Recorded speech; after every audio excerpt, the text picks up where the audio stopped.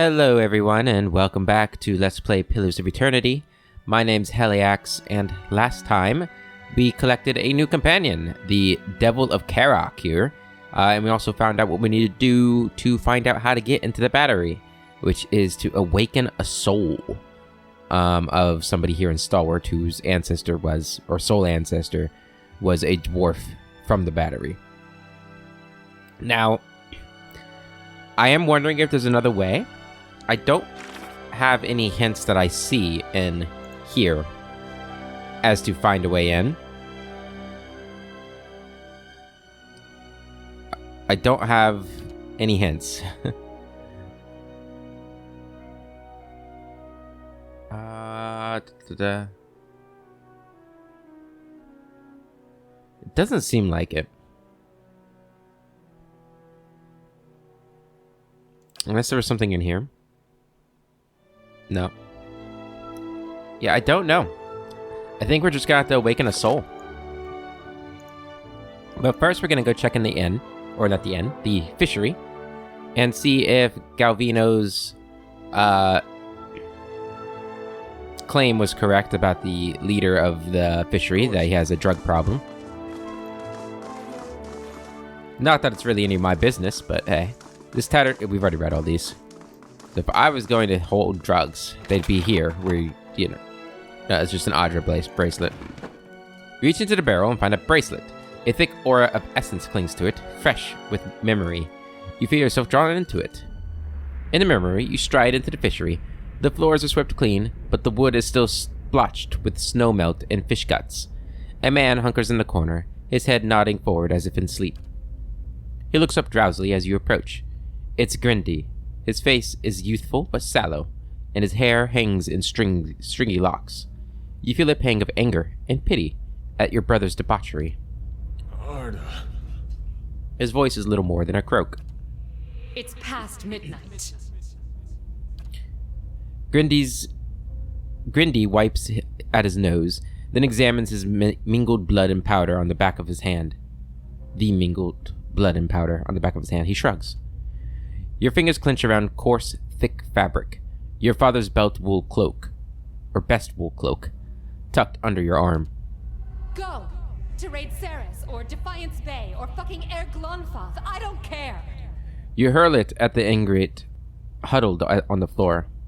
He picks up the cloak and looks at it with the same sort of dull wonder. He wipes his nose on the lining. Can't read. A sudden rush of fury leaves your limbs, weak and raw. I'll tell them. Mayor Sina healed. The neighbors. Everyone.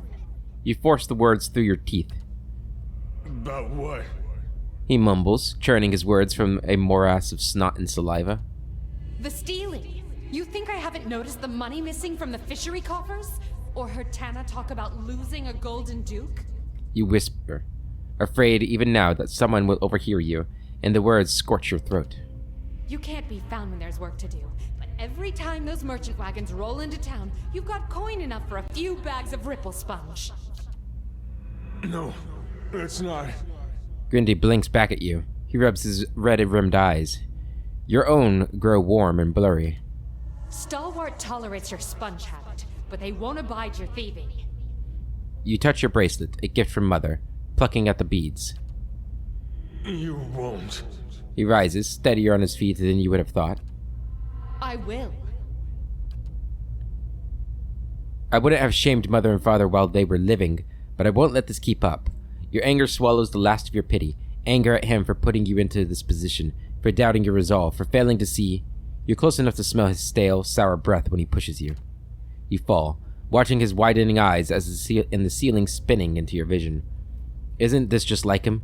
Grindy with his fool tantrums, never thinking of anybody but himself, and now you're going to be nursing a headache for a week.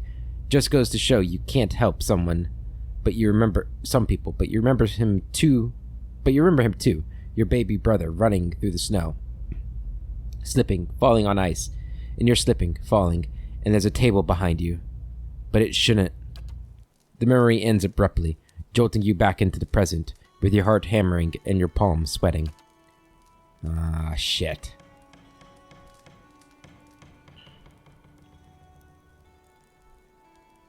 The fishery doors creak open, and in walks Grindy, staring at you and the bracelet in surprise and outrage. His face drains of color. You take shelter in our village and then ransack it like a common thief? You'd better explain yourself. His voice shakes, as do his wide, squared shoulders.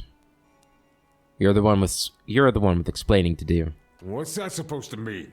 His face flushes crimson. You killed your sister, Arda, right here, in this room. He opens his mouth to reply, but the words catch in his throat. The guard next to him stared at the bracelet, recognition turning to horror. Zawa's jaw hangs, awestruck. Such a brilliant shade of agony. What fortune we are blessed with today. Quickly, what can we do to sharpen the pain? Jesus, man. It was an accident. I was a failure and a wretch then. But I never would have killed anyone. Least of all my own kin. He turns his gaze down, offering his apology to his own clenched fists. What do you mean? Say nothing, just listen. How can you expect me to believe something like that? Of course you'd say that. Anyone in your position would. Say nothing, listen. I gave her body to the lake. But I kept her bracelet. To remember the cost of my own weakness. He loosens his hands and stares at the emptiness in his leathery palms. I ain't asking for forgiveness. I know I don't deserve any. My penance is my work on behalf of the village. And they need it, truly. You've seen the shape this place is in. Have mercy on Stalwart, if not on me. Let me do the work Arda would have done. That's my debt to Stalwart, and the only fitting way to honor my sister. Toss him the bracelet. Very well. Here, take the bracelet. Use a resolve. That's not for you to decide. You owe it to Arda and to Stalwart to tell the truth about her death. Pay me, and the bracelet is all yours. No, you can't get away with this. I'd rather end you here, now. It's not for you to decide. You owe it to Arda and to Stalwart to tell the truth about her death. Kept thinking I could get by this way. But I guess you're right. It's time they knew the truth about me. He turns to leave, looking back at the fishery one last time.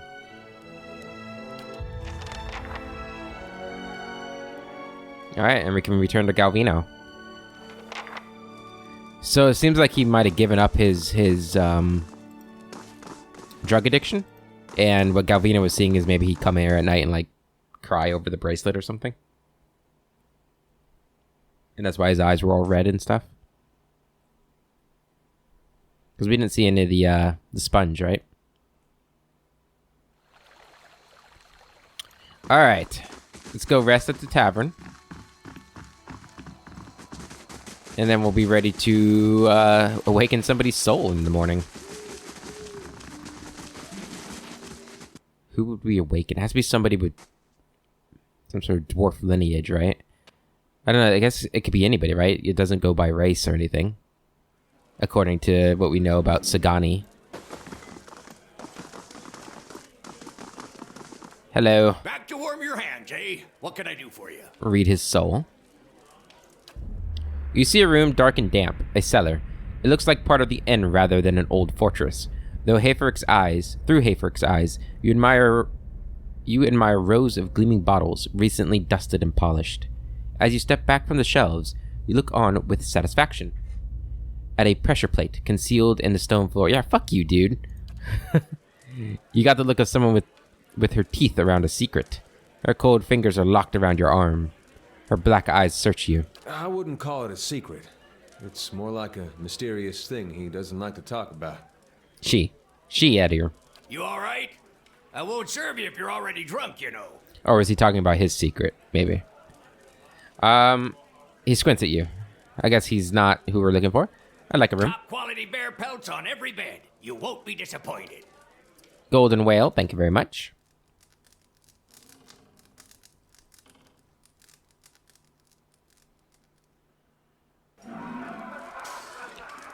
She has something more to say? Didn't think there was anything more than lice and hoarfrost to these folk, but you had a look back there. What do you find when you're rooting around like that? The fabric of a soul. Things I'd rather not see. Nothing important. Usually somebody else's bad choices. Lice and hoarfrost mostly. First, tell me the real reason you wanted to follow me to Stalwart. Mayhap I'm looking for someone. Woodcutter by the name of Harmka. This doesn't have anything to do with the Cold Morn, does it? It sure does. Her fingers tighten into fists, the metal squealing and rattling. He was one of them. The mob that destroyed Cold Morn. I tracked him to Stalwart years ago, but got caught before I could finish my business. Dark, iridescent whirls appear and fade on her chest plate. Heat ripples from her metal carcass. You want me to help you murder someone? It's been 13 years and you're still after him? I'm with you. Tell me what I need to know about him. You want me to help you murder someone? Oh, don't go all soft on me. He's had it coming. A note of cold fury buzzes within her. This man, Harmka. I saw him outside my house the night it burned, staring into the flames the way I seen you stare into souls. Her fists clench and loosen in a series of rapid, random I movements. knew it were a fool's errand trying to hunt down every man and woman that carried a torch into Cold Morn. But She twists her head from side to side and holds up a hand. The delicately engraved palm, empty but grasping at something. if I knew I got the one responsible for my kin and my hearth, I could rest easy. How can you be so sure about this Harmkey fellow? I took a good long look that night. Ours was a little place with a yellow door right on the edge of town. He was there. She nods slowly. Besides, I asked around when I first got to Stalwart. Townsfolk said that all the woodcutters in town took part in the purge. Point of pride for them. A small plume of heat rises from a seam in her skull. What does this have to do with me? I told you he was part of the mob. I spotted him watching my house when it burned. But when we find him, I want to know if he's the one responsible for my home, my parents, and my brothers and sister.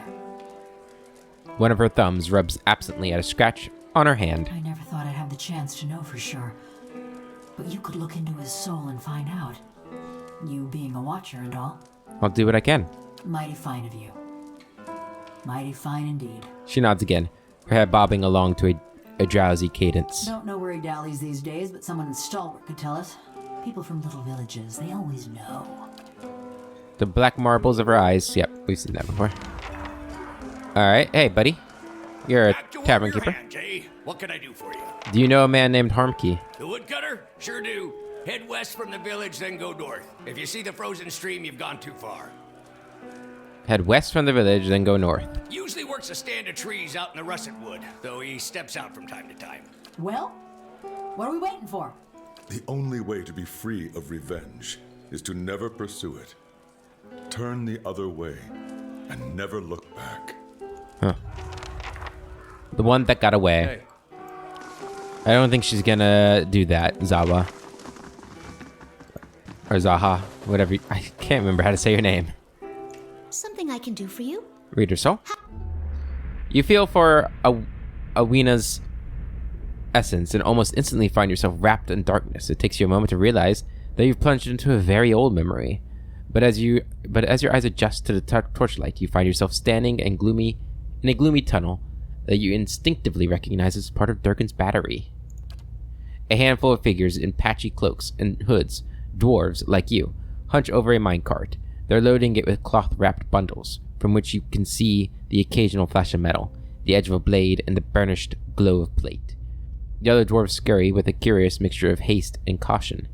They stack the bundles in a din of muted clangs and thumps, following the echoes of their ruckus down the tunnel with nervous eyes. Pay attention. Sooner we get this done, sooner we can go. Your voice is a dry whisper, and your nerves tingle with energy. You feel the same apprehension that the others do, but unlike them, you relish it. Still, you look over your shoulder just in case. We're hurrying, Captain Gregor. Honest. One of the men addresses you. When you turn back, the others have redoubled their efforts, and you feel a pleasurable twist in your gut as they fill the cart. Being captain of the guard doesn't pay much, but it does allow you to visit the armory without raising eyebrows, and with Coinmaster Zoltan selling off half the battery's arsenal, who's going to notice a few more missing pieces? Besides, you've got a buyer lined up. As long as you can move these goods out of the battery before someone squeals. As you surface from the memory, you realize that the awakening will be permanent for Awina. There may be others in town you could awaken instead. We look up and find Owena staring at you. Ma'am? Excuse me, ma'am? You alright? Her head is cocked, and her brow is furrowed. Awaken, Gregor, and remember your theft from the armory. I don't know if we're gonna pick her. She seems like a sweet girl. I don't know if we wanna ruin her life. Whose life are we gonna ruin?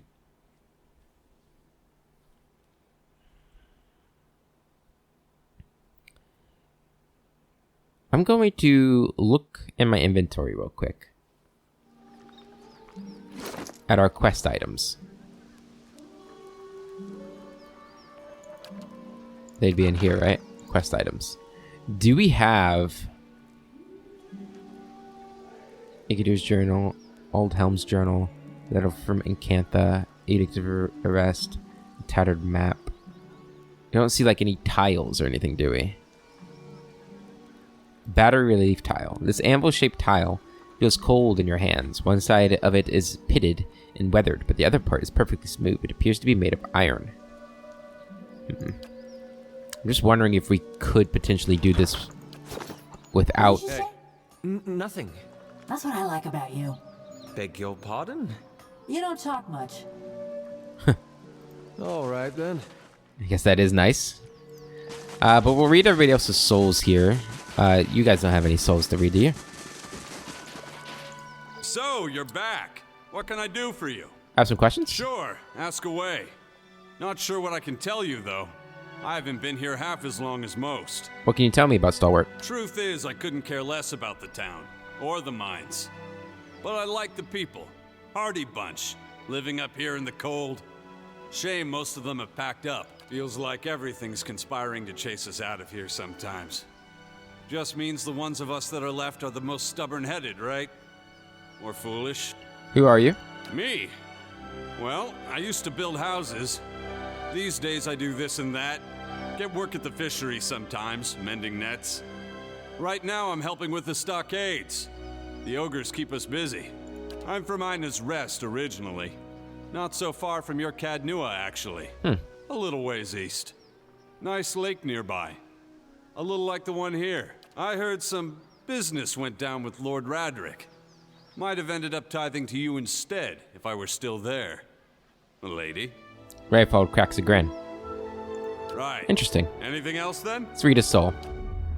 The snowy paths peel away, and the brisk air gives way to the acrid stench of smoke.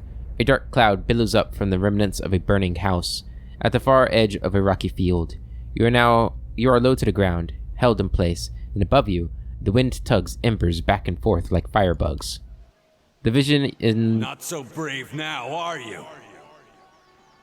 The vision in your left eye is clouded, such that the figure standing over you is a collection of rough smears of black, cast in silhouette by the fire.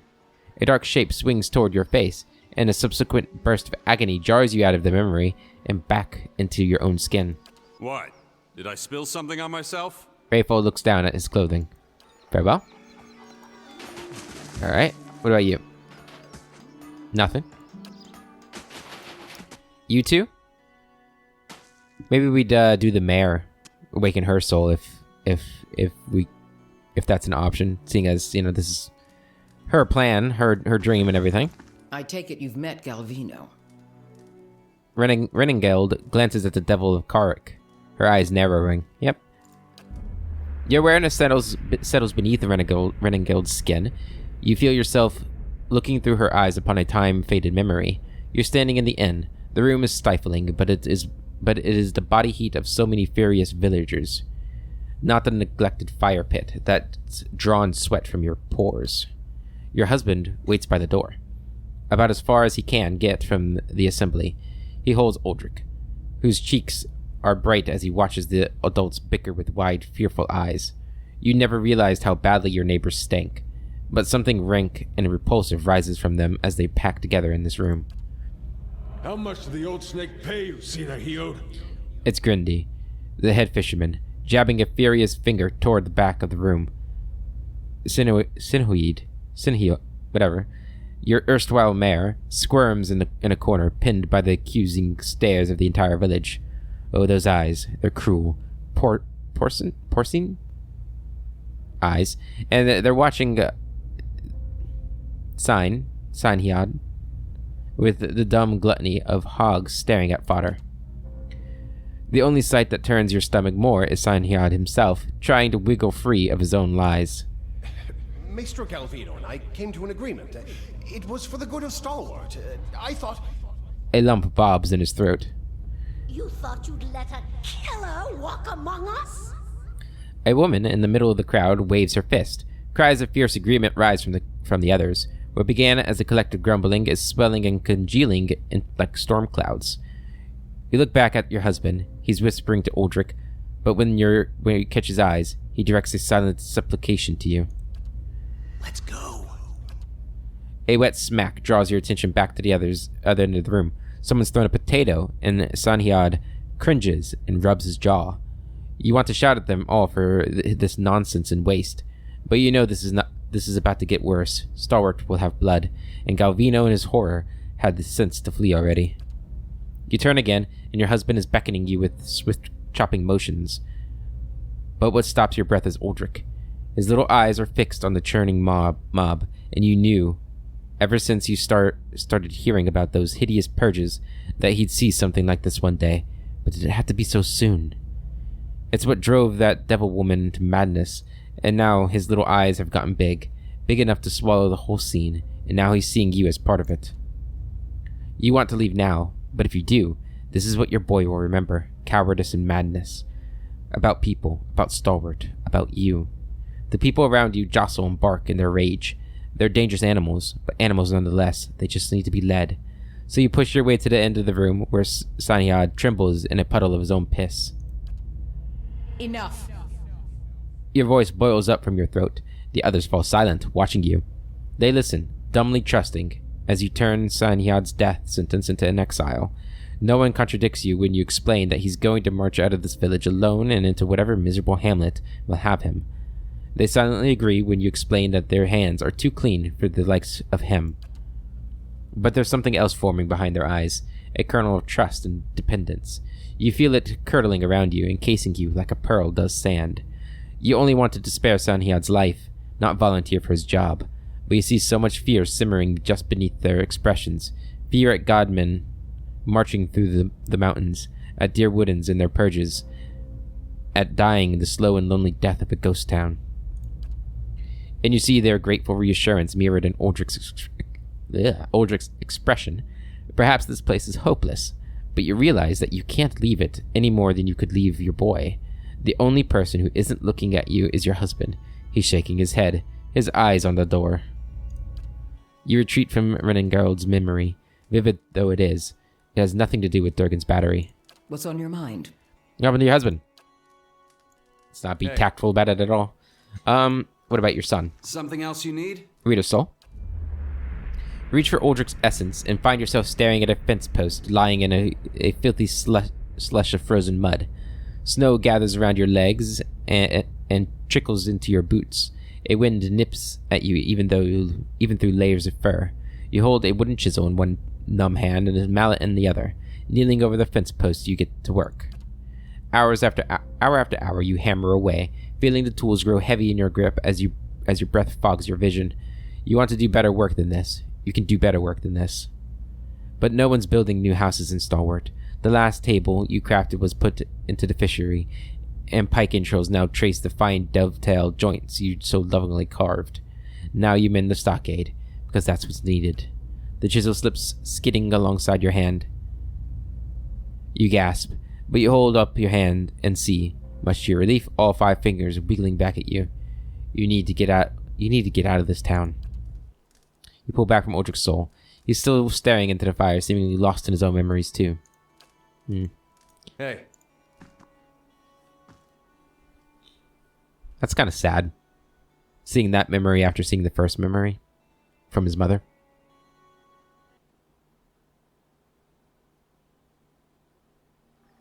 Of course. I heard tell you fought in the Saints' War. Which side was that? It didn't matter much in the end. Both sides lost. Just as well. Got no love for either. Suppose I don't either these days. So, Your squad ever come through Coldmore? Uh-uh. Never made it up that way. Then we're still good. I think I'd say no as well, even if we had.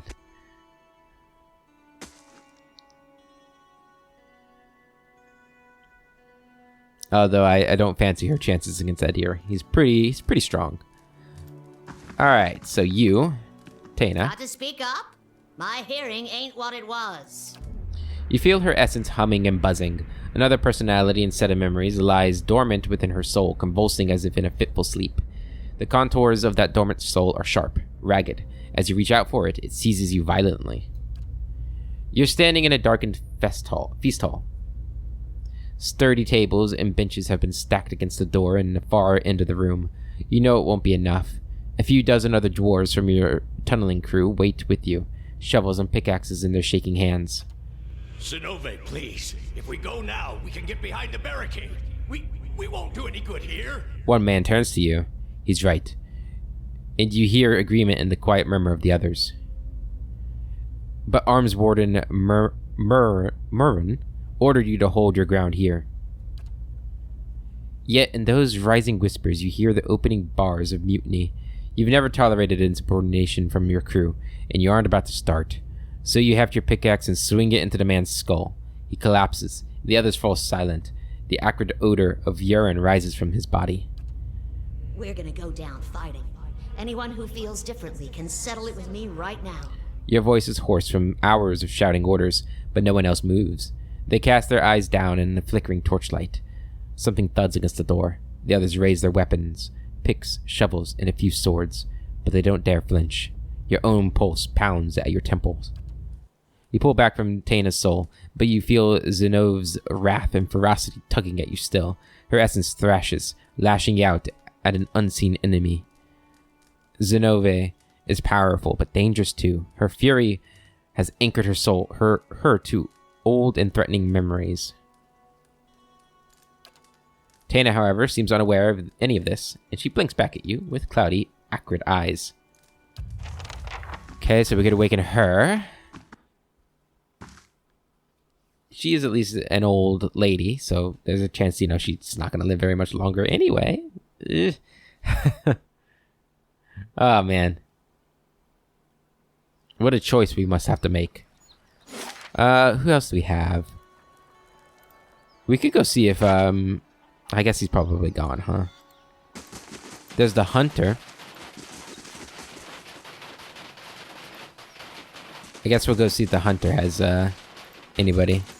See if there's anybody named here. I'm pretty sure Grinday isn't going to be in there. But let's see.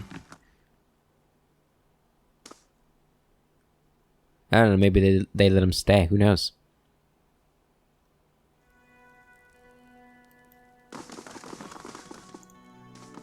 A pleasure. Okay. He's not in here. I wasn't expecting anyone to come by the fishery for a while. Guess that's the proper way to go about it, really. Carry on like it's business as usual. No. No follow-up with that, huh? Okay, that's fine. That's fine, I guess. Whatever. I doubt the merchant would have a soul from this area, but maybe. Maybe that's why they keep coming back here.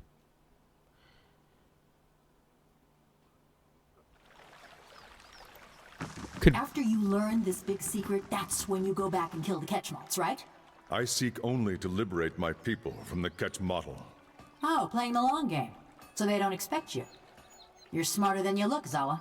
A few more years, and the slavers will have died of old age.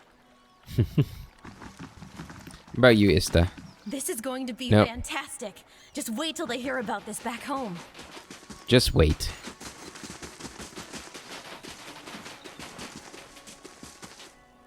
Nope. I didn't think I'd have your soul. I bet this guy has a soul I can use, though. And then we'll have to choose between the three of them.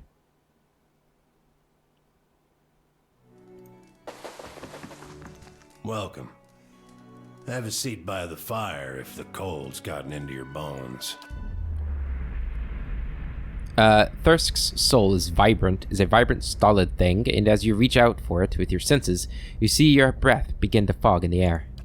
You find yourself far above the ground, wedged into the juncture of two branches. The moonlight is bright upon the snow, and in the distance your quarry steps out onto the ice as if onto an illuminated stage. You hear your breath and draw back an arrow.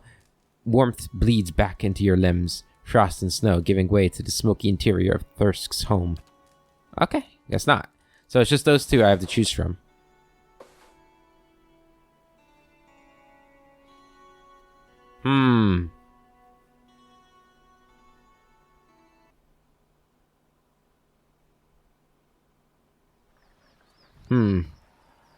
I don't know. Who do we pick? I mean, the old lady seems like it would be more of a mercy. Right? I know it's probably not the best. Oh, hey. I know it's probably not like the best thing to sort of think about, but, you know, the idea that they won't have to suffer as long as if I picked the waitress in there, or whatever she is, the worker. But she does have a better soul. Well, I don't know. She was the soul of a thief. So, I mean, I don't know. I think we're gonna awaken the old lady's soul.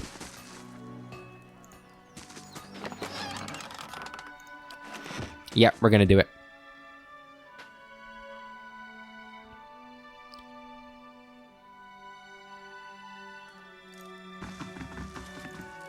Got to speak up? My hearing ain't what it was. Awaken, Zenove, and remember your battle in the feast hall. A tremor passes through Taina's face, and then her rumpled skin goes slack. After a racking cough, she blinks like someone slowly coming to consciousness. That name. It carries memories of death, war, fury, the taste of blood. What do you want with it? Her eyes have grown unusually clear. She attacks, and I have to punch out an old lady. I don't want to hear about it from anybody. There was nothing I could do. I need to enter Durgan's battery. What trickery is this, stranger? You think a Pargrin would so easily betray her own people? Her hands clench and unclench around an imaginary weapon. Zenove's essence stirs with the same battle-ready fury, or furor, you sensed in her memory from Durgan's battery. She is dangerous. Beneath Zenove, Taina's overwhelmed consciousness struggles. I mean no harm, Zenove. You died long ago. Has your time in the mines so darkened your eyes? I fought alongside you. I remember when you killed that coward. The last of your people disappeared hundreds of years ago. There's nothing left to betray. I'm gonna go with that. Zenove's rage is a heavy fog that clots and thickens, choking Taina's fading consciousness. Zenove herself is overwhelmed, and she forces Taina's eyes into narrow slits. Lies! Armswarden Maroon will see you cast into the White Forge.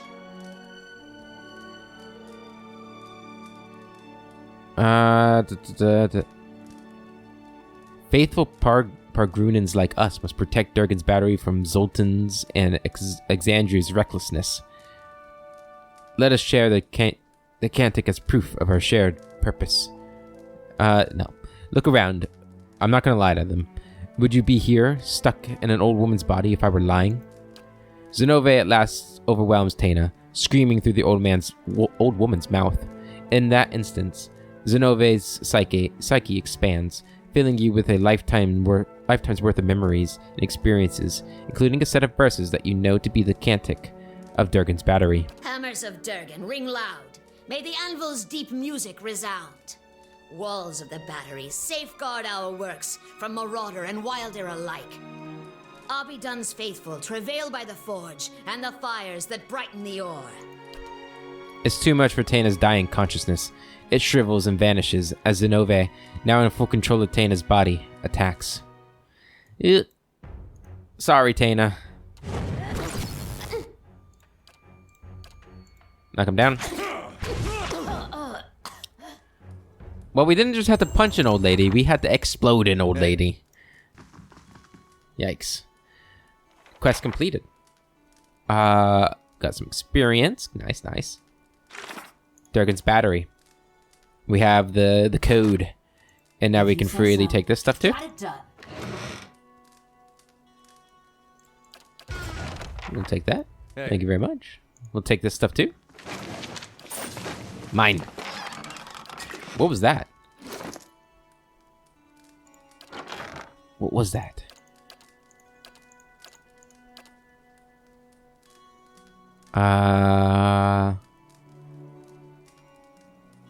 There was something in there.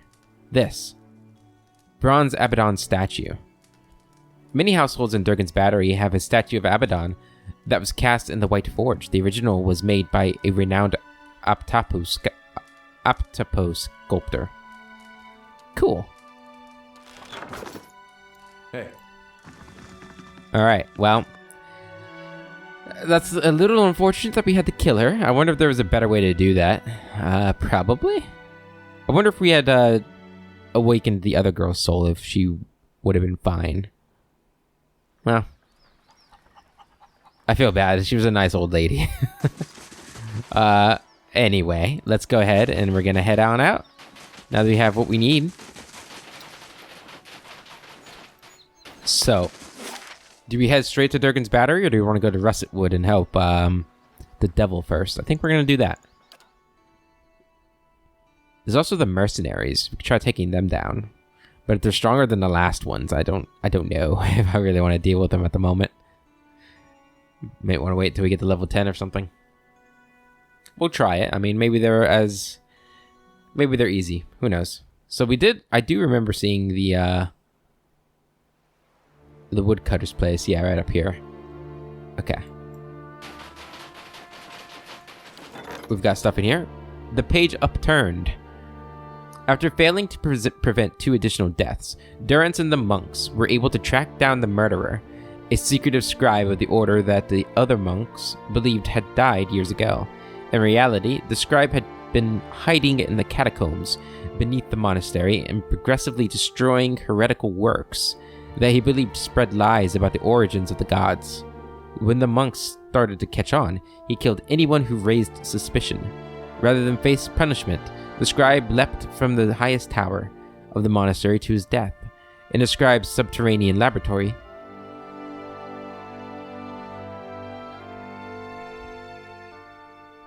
what was that?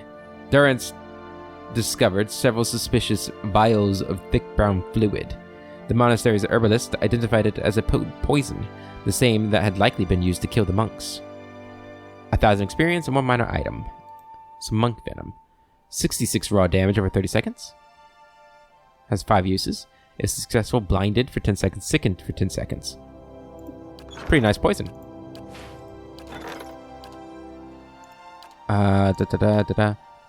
We did that and we got taxes, right? Yeah. How much longer on our construction? 5 hours for the barracks.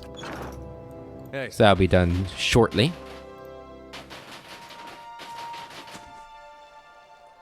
Let's go ahead and drop a save here. It's him, Harmke. I remember that weak chin and those knobby knees. She stops, staring motionless at the figures among the trees. A weak chin and knobby knees? Can't be too many people matching that description. How goes? The elven man emerges from the clearing and freezes, staring at the devil of Karak. For an elf, he's tall and rangy, with a weather-beaten face beneath stringy, greasy hair. The others with him turn, glaring and gaping at the bronze golem. Auroch Shadow, what's that wicked thing doing here? Harmke swallows, a lump bobbing in his neck. He has multiple necks. Why are you so nervous? It's a killer! Look, we don't want no trouble. Just trying to do our work. Beads of sweat have formed on his forehead despite the chilly air. We'd be much obliged if you'd leave us be. And take that thing with you. He looks at the devil with a mixture of terror and loathing. Enough. What do you see, Klesia? Is that the man who torched us? The devil sways on her feet, her whole body moving around the axis of her ankles. Is that the right axis of her ankles? Though she's talking to you, her attention, a concentrated spear of essence is focused on Harmke. Read his soul. He steps away from you, but your awareness reaches through his trembling skin and the feeble resistance of his fear. You see memories, snow-shrouded forests partitioned by fallen pines and firs, days measured by the steady swing of your axe. There are other moments too, recollections that flare up like a hearth's welcoming fire. There are children, spry and lanky like you, but still full of the rowdy energy of youth. Together you scatter winter bloom petals on a grave. You reach deeper into Harmkey's soul. Years roll back. A torch in your left hand bathes your face and shoulders in heat. All around you are other men and women holding other torches, and the mountain air is acrid with the stench of smoke and sweat. Rage billows off of the others. It had been a fever in your blood for days now, exhausting you and invigorating you in equal measures. You're at the edge of that town, Coldmourn. It's hours yet before dawn, but the commotion has started to awaken the village. Candlelight ignites behind frost-crusted windows, and haunted faces peer out at you through the glass. You begin to doubt yourself. Just then, a door slams. A villager comes racing through the streets, kicking up snow. With his stark white face and pale hair, he looks almost like a ghost. The line of torchbearers ripples as he gets closer. He picks up speed, but nobody moves toward him. You imagine him breaking through the row, shattering your ranks like the bad dream that brought you all here. You imagine waking up in your bed, the heat from your torch nothing more than the warmth of your wife sleeping next to you. Instead, the villager reaches the row of torchbearers, a stone's throw away from you. A woman advances from the line and buries her dagger in his neck. The rest of your fellows shout. Rage, memory, and bloodthirsty triumph boil up in you. You all come with a purpose. You came to bring justice to the traitors of Coldmourn. The next few hours are painted in colors more vivid than life. You put your torch to anything that stands, and your sword to anyone who runs. It is as if Margaret herself whispers in your ear and guides your hand. You son of a bitch. Exhaustion has almost colded your rage when you spy a house at the edge of town, one of the only buildings that hasn't already been burned. It's flanked by a knotty spruce tree, and the door is painted yellow. Yellow, the bloom of sunrise, the hue of your son's hair, the color of cowardice. Just then someone barrels into you from behind. It's a man, someone you remember from the journey to Coldmourn, though you can't recall his name. He snarls at you, mad with indiscriminate rage, and it occurs to you that he's mistaken you for one of the villagers. You smash the window and hurl your torch inside. The other man has turned away. You think you hear a child shriek within the house, but it's impossible to tell above the roar of the riot. Harmkey shivers as you pull away from his memory. His eyes are wide with guilt and fear. Spit it out, Klesia. What did you see? Her feet are rooted in the snow. What? Her feet are rooted in the snow, but her limbs jerk and jangle. He burned down your house. He's not responsible for what happened to your family. It's not that simple. Hold on.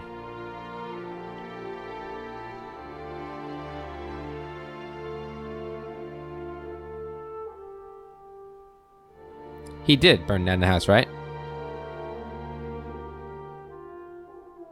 He burned down your house. She stares at Harmkey. You hear only a whirring mechanism in her throat, but Harmkey leans closer. What did you say? His mouth quivers. What did it feel like? The torch in your hand, the blade you carried. What did they feel like? A wild, inhuman screech echoes out of the bizarre machinery of her throat. It drops Harmkey and his companions to their knees, where they cry out in terror. Gears squeal and crank as she rushes at him. Hey. Okay. Well. Zawa is ready. We're killing him. Right here. Uh-huh. Eh? How may I help? Go. Make sure you're going to the right spot. Blessing.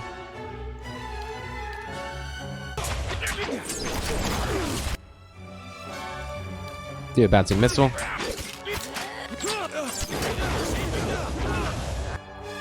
Alright.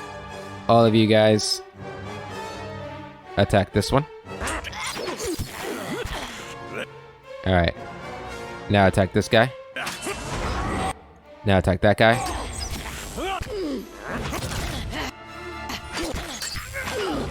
There we go. Well, I mean, he did do it. I would have liked to have more of a conversation, but I guess we had gone with it. It's not that simple part. Almost 15 years I've been looking for him. She stares ahead as you approach, the ink-black marbles of her eyes fixed on some distant point. Her essence swells and swirls in the throes of contemplation. All that fretting and wondering, and the deed's over in less time than it takes to tell. How do you feel now? Some men don't last long. What? Harmkey got what he deserved, and that's what matters. I hope Harmkey's death has brought you peace. How do you feel now? She says nothing at first. You hear only the dull clicking of something in her chest. I killed a lot of folk in my time. Felt their blood slick in my hands, smelled their flesh as it burned. She holds her hands in front of herself as they twitch in spasm. And I always used to imagine what it would be like to have Harmka under my knife, feeling his breath come hot and fast, smelling the fear ooze out of him. Say nothing. Couldn't feel a thing. His fading pulse weren't no more than a patter of rain to me. She shrugs, letting her arms clatter to her side. That's anticlimactic. What do you mean?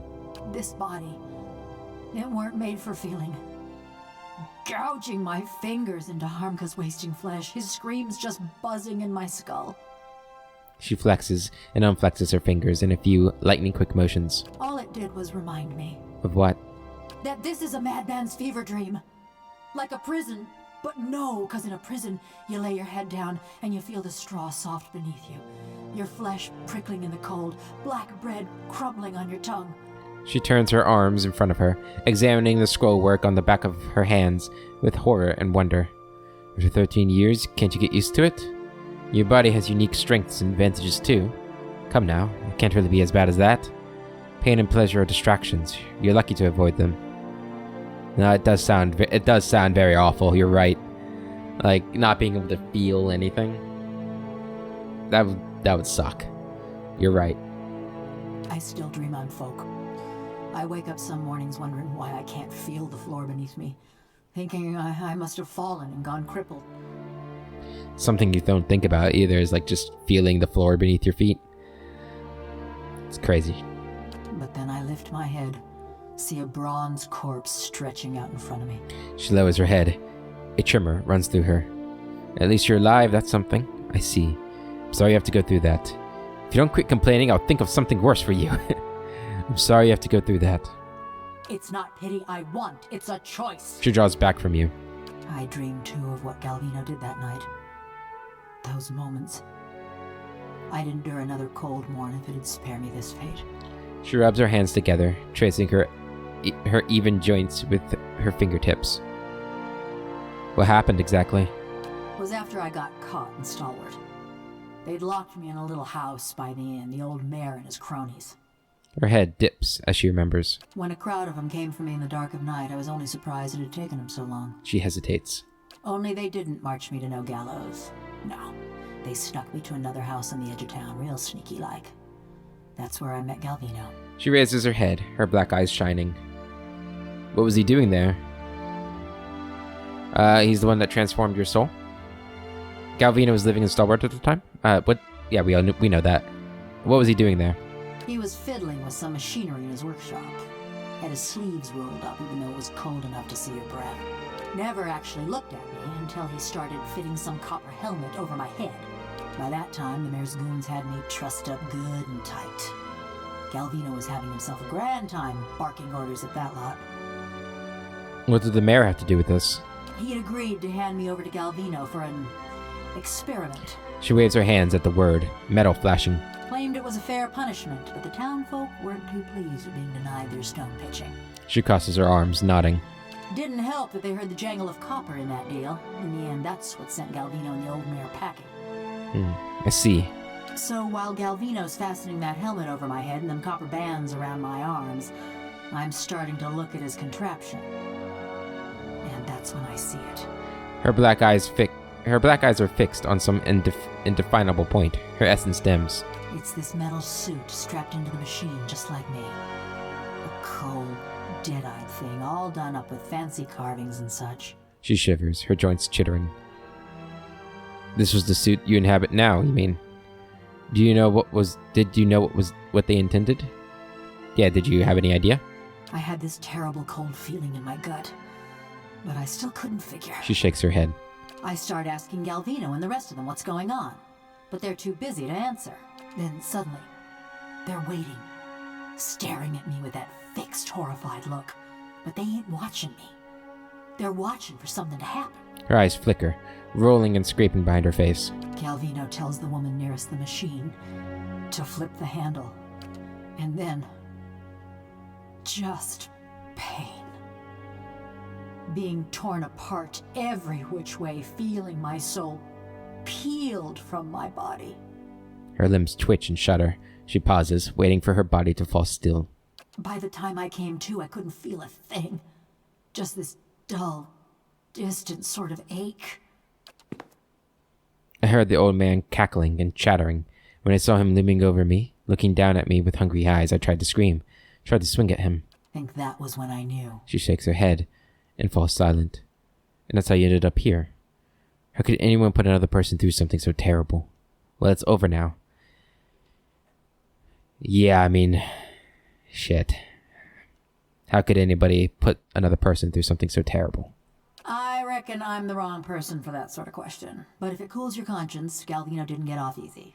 The rest of Stalwart didn't take kindly to having a killer in their midst, nor to seeing their mayor and the Ornery Valians strike a secret deal. They drove Galvino out, destroyed a fortune in machinery, and wrote a letter to the Academy in Salona, ruining what was left of his name. Still, he's lucky he didn't get a pelting. The old mayor fled too, and Stalwart's been as snug and cheery as ever. Now that you've dealt with Harmkey, why have you stuck around? You're better company than Galvino. She says it in an offhand, teasing fashion, but she looks away from you, fidgeting with her rivet. Been a while since I were out in the world. Guess I'm keen on seeing more of it. Even if I'm stuck with a bleeding heart. Anyways, I've been wondering about that fortress. She looks away again, flexing a wrist joint. About the secrets of the dwarves, perhaps? She's quiet, fixated on her squeaking joints. Near everyone thinks it'll have just the thing they need. She ticks a list off of her clicking fingers. Those villagers wanted to fix up their brook downtown. Galvino always thought it carried some great secret of Animanson. And all them adventurers came looking for fancy gear. And what are you hoping to find? Could be any of those things. They're all fools. An abandoned fortress won't solve anyone's problems. What are you hoping to find? I don't know. Something to help me feel. Or forget. Effigy's eyes. Maybe just something new. The tips of her metal fingers clack together. I just figured, with those dwarves being expert smiths and all, maybe they had something to unmake me. Put me back into my body. Perhaps we'll find something yet. I doubt that's possible. Your body's decayed by now. At best, you'd be a vampire. Come to think of it, that might suit you. Perhaps we'll find something yet. Save your pretty words for someone who needs them. They were just a passing fancy. She turns away, essence buzzing. Talk about something else? Nah, we're done. Okay. Yeah, I would have preferred us, I don't know, not kill all of the woodcutters. I probably could have handled it better. I don't think there's anything we could have done that would have made her want to not kill him, though. And to be honest, despite her being not a good person, she's a very interesting character, and I don't really want to lose her. So sorry, Hamkey, you weren't as interesting as her, so I'm keeping her. You're dead. And we still got a little bit of time. Let's go look for this this mercenary group. Where would they be? Maybe either down here or up here? I have no idea where they'd be, actually. Guess we'll just look around. We could go see if the... Do we have whatever's supposed to be on this altar yet?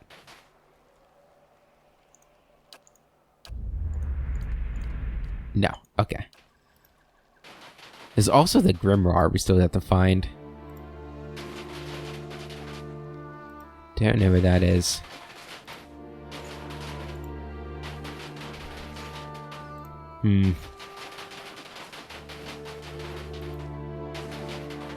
Okay, let's go down to the hunter's camp.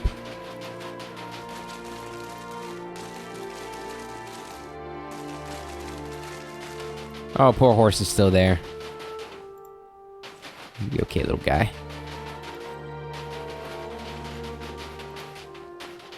No, not over here. Let's drop a save just in case we do run across them.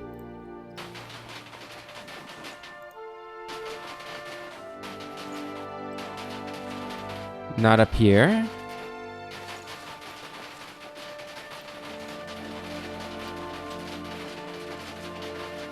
Huh. What's in here? Oh. I'll take it.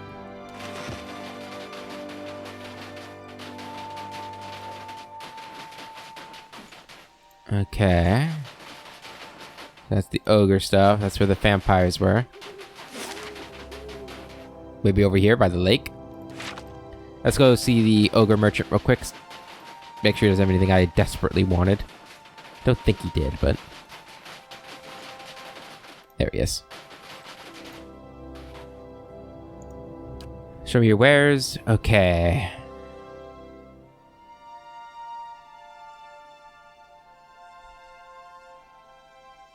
Let's see. Belt. Usable by Druid, Fendwalkers. Those aren't bad. Mass poison. Yeah, it's not bad, but I don't want it. Okay, nothing I desperately want. Hey. I guess we'll go along the north side here, and then we'll cut down to the lake. Pond. This is more of a pond than a lake.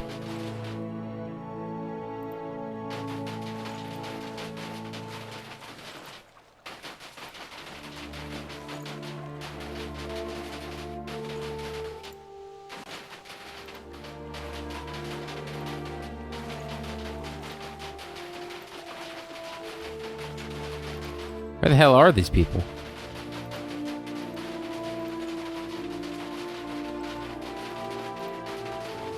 Huh.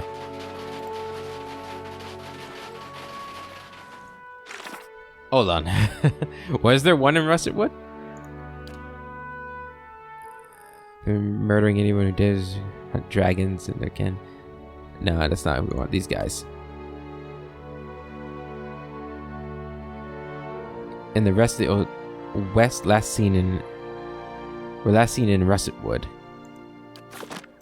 Hey.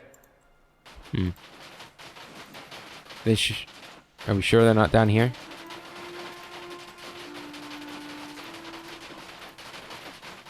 No.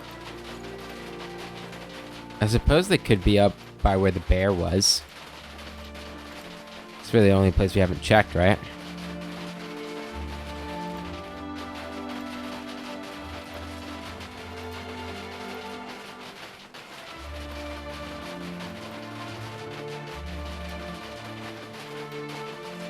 No?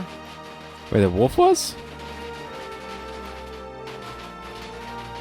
I don't think they exist.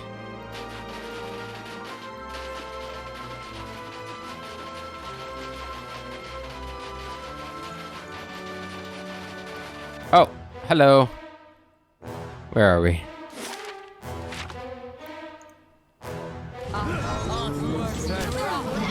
Okay, so they're all spellcasters. That's not good. Steal that person's stuff. Eh? Do that.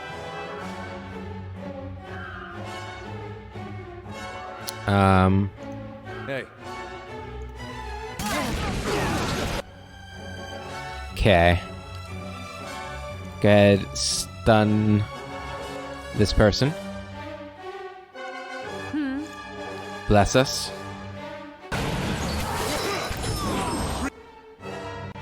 Go ahead, cast Crush.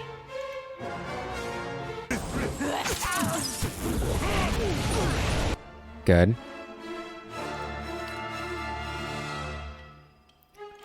Hey. Cast that. Yes?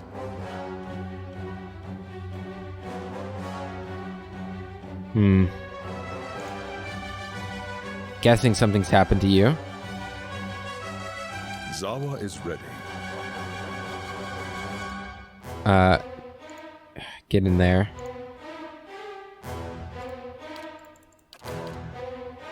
You've been confused. Okay. You're blinded. Yeah. Go ahead and cast this right here.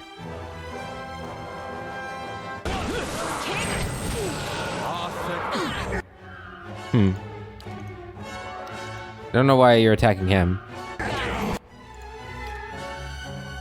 Weird. He doesn't have like any status effects.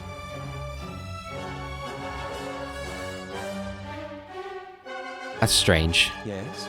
Yeah. Heal. Okay, now I'm confused.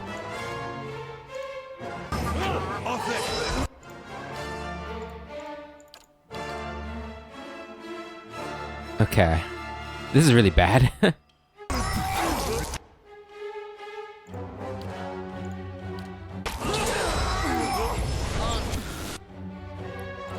Eh?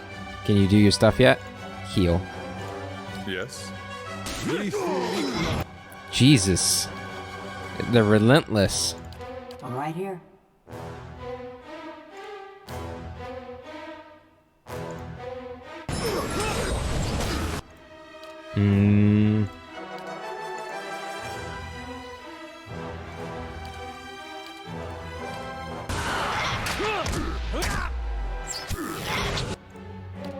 How does that last for? 3 seconds? Okay, you're back.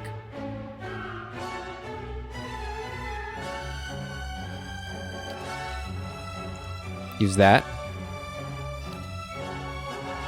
Uh-huh.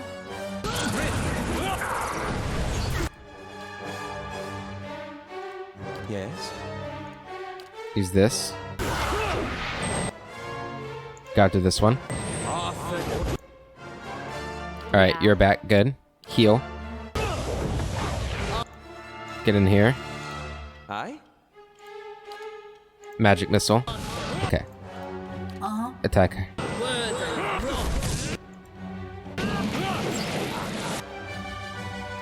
Yeah. Another heal right here. Yes? Can I, like, not move? Is that the problem? Oh, there we go. Eh?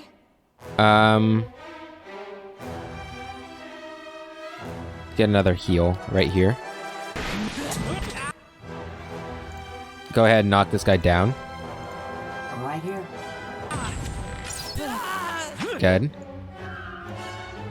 Everybody on this one.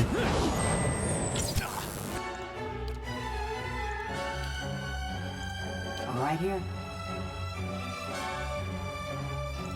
Withering Strike. Did we do it? Okay, awesome. That wasn't so bad. Hey. It was a little worrying when they were confusing us like that, but we managed it pretty well, I think. Okay, got some more Grimoires. Cape of the Master Mystic. The Cape of the Master Mystic was a gift of a Kulklin king in the days before the Kulklin and Adir kingdoms joined to form the Adir Empire. It was imbued with the spells and magics to protect the wearer, and so it was extremely useful for travelers through some of the contested regions of the border with Adir. The king gave the cape to his children while they traveled, and years later, they used it to protect their own children. The tradition continued for years after the formation of the Adir Empire until Kulklin princesses, traveling with the cape, eloped with the captain of her personal guard. The princess and her lover were never heard from again, but the cape surfaced decades later in Direwood. Cool. What's it do? Grants invisibility when hit by a critical hit, plus 12 deflection, and grants minor arcane reflection. That's kind of cool. I like that. Take all that. Take all that. And take that. Ooh, level up. Nice. Hey.